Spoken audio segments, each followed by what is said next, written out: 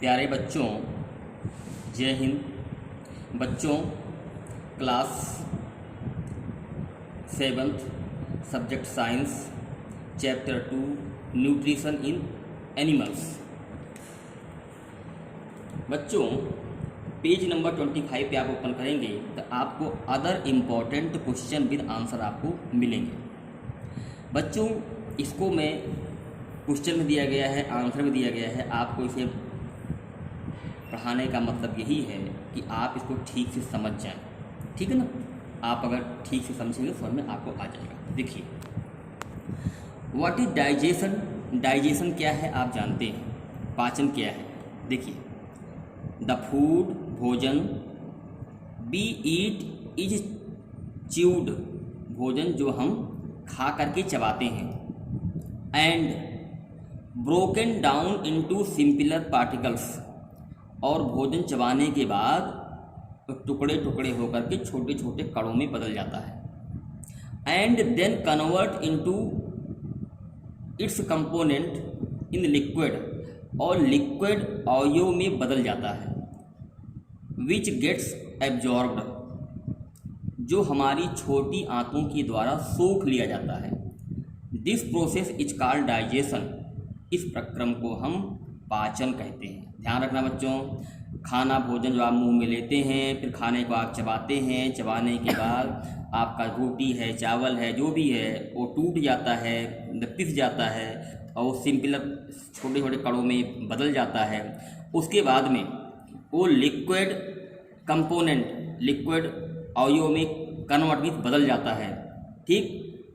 Gets absorbed, उसके बाद छोटी आंतों में अवशोषित हो जाता है। छोटी आंतें उसके भोजन के प्रोटीन को सोख लेती हैं।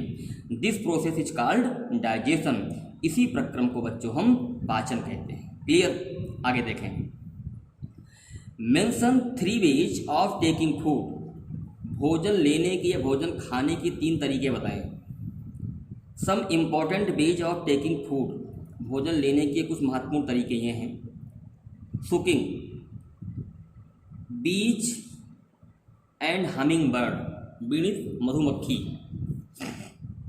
हमिंग बर्ड सुक द नेक्टर ऑफ फ्लावर। ये दो आप देखे होंगे, भंवरे हैं, मक्खी हैं, हमिंग बर्ड हैं, ये जो है फूलों पर बैठ करके उनके अमृत को, उनके रस को चूसती हैं। बीज को मधुमक्खी बात कर रहा हूँ मैं आपको। ये लोग जो हैं फूल के नेक्टर में अमृत को चूसते हैं और इससे अपना वो भोजन प्राप्त करते हैं। एक तो भोजन लेने का तरीका ये हो गया, किनके, केवल इन्हीं का तरीका जो हमारा आपका नहीं है। सैलो में निगलना, snake and python swallow the animals they prey upon. Snake और पैथॉन, सांप और अजगर किसी जानवर को पकड़ करके प्रेम शिकार, अपने शिकार को पकड़ते हैं, फिर क्या करते हैं, निगल लेते हैं। ये दांत से चबा नहीं पाते, ये अपने पेट को, अपने भोजन को निगल करके पेट में डाल लेते हैं, वो डाइजेस्ट हो जाता है। फिल्टर फीडिंग, किसी खाने को फिल्टर करके छान करके खाना। सम एक्वाटिक एनिमल, कुछ जल में रहने वाले जो जानवर हैं, फिल्टर टिनी फूड्स पार्टिकल, छोटे छोटे कणों को फिल्टर कर लेते हैं जो उनके अगल बगल तैरते रहते हैं, और फ्लोटिंग नियर बाय, जो उनके तैरते रहते हैं और खा लेते हैं। इनमें अमीबा है। अमीबा ऐसा है कि जो कुछ अगल बगल जो जानवर कीटाणु जो तैरते रहते हैं उनको जो है यूँ हाथ ऐसे फैला के अपने बॉडी को यूँ दबा करके उनको निगल लेता है, ठीक। आप समझ गए होंगे चीज़ों को। Name some mode of feeding, खाने के कुछ तरीके बताएं। मोड मीन्स तरीके। देखिए, scraping, chewing, siphoning, capturing and swallowing, sponging, sucking, ये बच्चों जो है भोजन लेने के तरीके हैं, ठीक।